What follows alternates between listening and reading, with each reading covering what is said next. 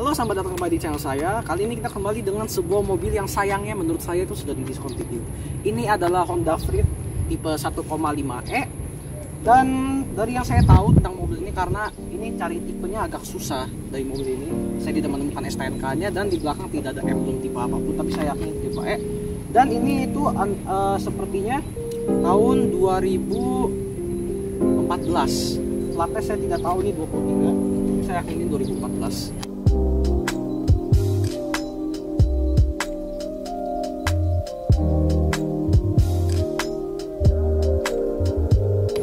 Sekarang kita mulai pertama dengan lampunya.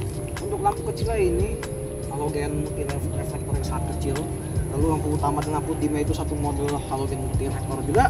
Dan untuk lampu sein dan lampu kabut juga halogen multi reflektor. Jadi sekarang kita lihat penguat mesin. Dan ini adalah mesin 1497 cc.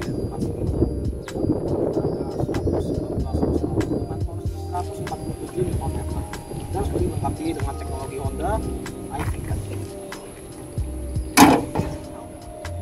Lalu untuk velgnya ini velg two-tone polish silver dan hitam.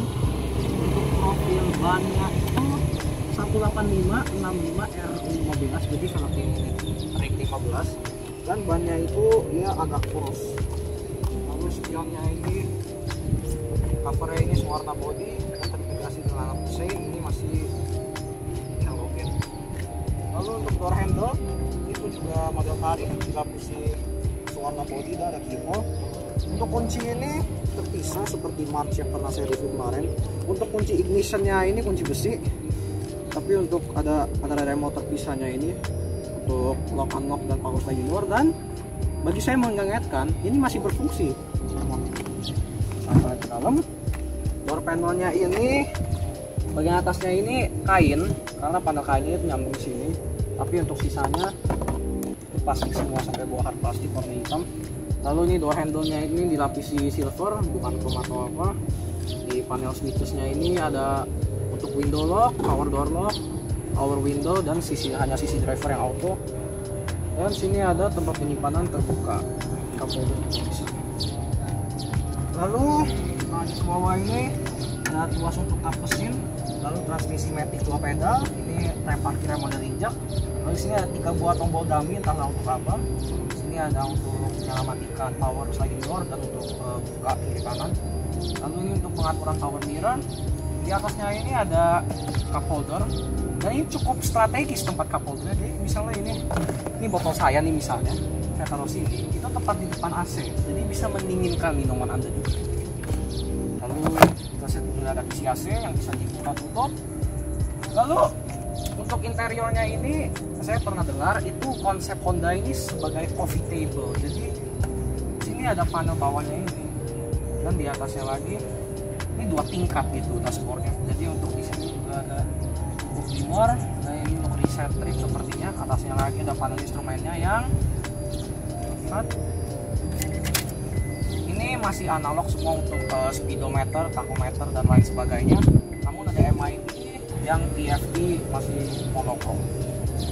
Lalu lanjut ke atas dulu ada sun visor dengan vanity mirror, ya kan? Atau bukan? Ya, vanity mirror tapi tidak ada lampu.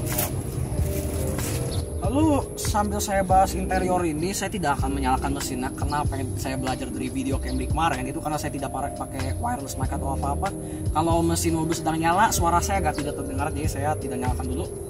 Oke, lanjut di tingkat pertama dashboard ini. Ini ada tuas untuk transmisi masih matic. Berapa speed? 5 speed kalau saya tidak salah. Ini ada AC digital juga. Ada temperaturnya sama fan speed masih single zone ini di bulatan ini. Tapi tidak, ini bukan knob, ini cuma tombol di frame bulatan. Lalu ada auto, fan on off, sirkulasi udara, front rear defogger, AC on off, dan arah semburan. Lalu di belakangnya ini ada tempat penyimpanan terbuka semacam tray. Ini 3 dipisah jadi 3 ya. Oke. Lalu di sini ada head unitnya, ini masih head unit bawaan setahu saya, mereknya JVC. Karena ini untuk tipe E ini pakai head unit double din seperti ini. Dan ada layarnya. Kalau untuk tipe S itu masih sudah double din tapi masih yang kayak macam radio. Nah, layarnya itu ya layar kecil. Lalu di atasnya lagi ada untuk hazard warning. Di kiri kanan head unit ada kisi AC tapi tidak bisa dibuka tutup. Lalu di atas sini itu panel dashboard atas ini masih hard plastik. Lalu di sepanjang dashboard ada aksen silver tapi tidak menyambung pintu. Terus ada cup holder juga dan ada glove box yang masih standar, bukan soft opening. Dan sepertinya tidak bisa dikunci glove boxnya. Lanjut ke bawah lagi, sini ada cup holder 1 2. Bawahnya lagi ini tempat penyimpanan yang amat sangat besar. Ada power outlet 12 volt. Lalu ini tengahnya ini pass through, jadi Anda bisa langsung ke belakang dari depan ini. Kursinya ini masih kursi bawaannya fabric dengan semacam motif ini, mirip dengan motif yang di panel pintu itu. Jadi kurang lebih ya seperti itu. Lalu di depan ini ada armrest juga. Sun visor penumpang dilengkapi dengan wind mirror tapi juga tidak ada lampunya. Lalu di sini lampu kabin dan lampu baca masih halogen berwarna putih. Dan juga untuk indikator pintu. Lalu sini ada kaca tengahnya ini masih di view mirror biasa. Nah ini ada dashcam. Ini dilengkapi dengan mobil orisinal tentu saja. Jadi sekarang coba kita nyalakan mesinnya. Coba digas dari perspektif saya. Oh ya, saya baru ingat, ini bukan transmisi matic biasa, ini transmisinya CVT ya. Sekarang kita lanjut ke belakang.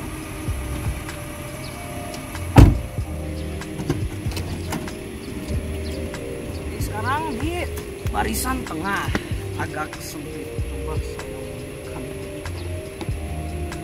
Ini sudah paling belakang relnya. Oke, jadi ini batas saya singkirkan dulu. Barisan tengah ya cukup luas. Ini posisi menyetir saya kurang lebih, dan di belakang ini bagi saya itu agak sempit. Ini bisa dilakukan. Oke, jadi ada armrest dua sisi untuk penumpang tengah ini. Ada handle model tarik, ada lampu baca juga. Oh, udah mulai panas ya. Di sini ada AC, tapi juga cuma bisa diatur fan speed-nya, bisa ngatur temperatur, bisa zipback pocket, dan tengah ini press tool nyambung sampai ke belakang. Ya, ini ada hook juga di posisi sisi penumpang, dan di sini ada hand grip untuk mobil light. Lalu yang bagi saya agak unik dulu itu untuk handle tengah ini. Itu biasanya kan kalau mobil pintu sliding itu apa engselnya di sini, jadi tariknya tuh begini. Tapi untuk yang ini tuh engselnya di sini, jadi saya tarik itu yang ini yang keluar. Oke, lalu untuk door panel tengah ini ada cup holder ke bawah, lalu juga untuk mobilnya seat power window dan untuk door lock. Sekarang kita lanjut ke barisan paling belakang. Jadi sekarang untuk lampu belakangnya dulu, ini semua masih halogen, lampu stop, lampu malam, lampu sein, lampu bulu masih halogen. Sini ada reflektor juga. Lalu kaca belakang ini lengkap dengan rear wiper, rear defogger, tapi sepertinya tidak ada high mount stop lamp. Ini kamera mundur ada bawaan. Ini ada logo Honda dan emblem Fiat, dan seperti yang saya bilang itu tidak ada emblem tipenya. Lalu untuk bagasi, luasnya ini masih mekanikal. Ya. Jadi untuk bagasinya itu cukup luas. Jika tidak ada barisan ketiganya, ini sih ada. Saya turunkan dulu coba.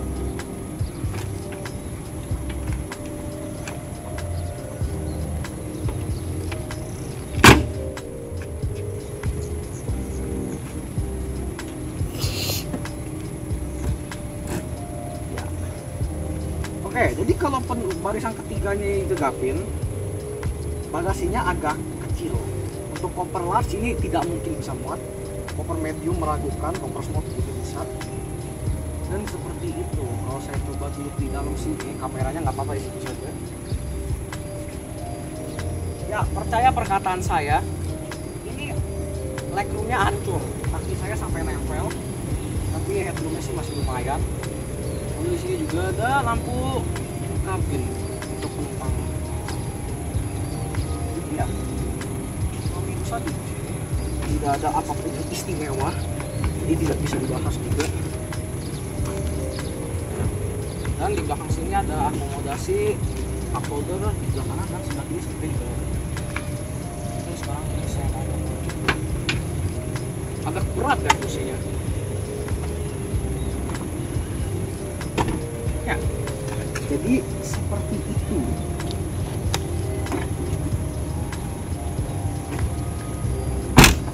Jadi ini tuh kalau masih diproduksi sekarang, Freed ini bersaingan dengan Toyota Sienta.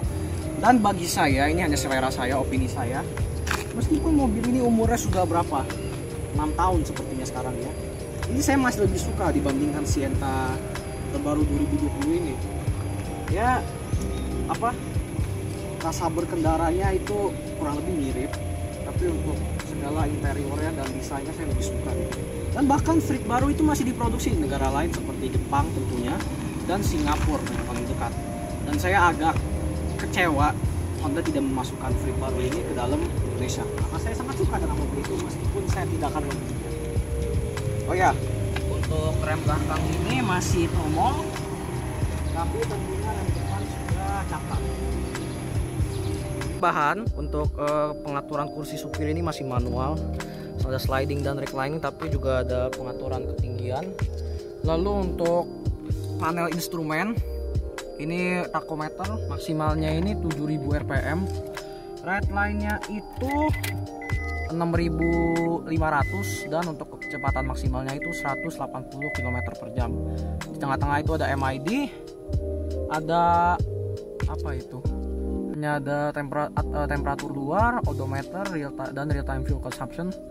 Di kanan itu ada sisa bahan bakar beserta dengan indikasi transmisi. Tuas sebelah kiri ini untuk wiper sudah ada intermittent tapi tidak bisa diatur interval waktunya.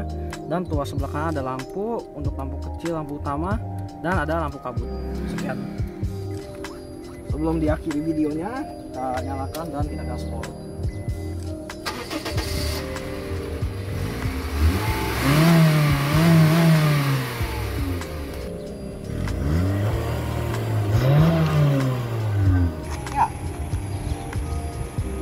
Seperti itu untuk video kita kali ini. Terima kasih telah menonton.